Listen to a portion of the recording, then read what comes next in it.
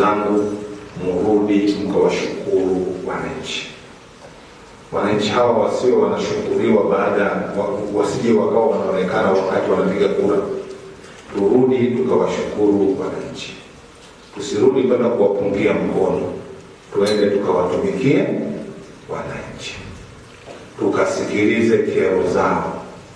Mimi nashukuru sana kwa utaratibu ambao kwa muda mfupi nimeuona hapa, utaratibu wa maswali ya papo kwa papo.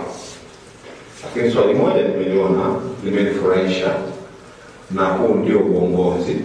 Kwamba diwani mmoja amesema kwamba pamoja na kwamba alikuwa swali la papo kwa papo, ameshajiongeza akakutana na mamlaka zinazohusika na wamekubaliana. Na kwa hiyo moja ya jambo ambalo nilikuwa na hamu ya kulisisitiza ni lile la ushirikiano kwenu nyie viongozi na watendaji, kwamba si tunakuja kusimama hapa kuonyesha nani kiongozi, nani mtendaji, nani mtaalamu, nani mwanasiasa.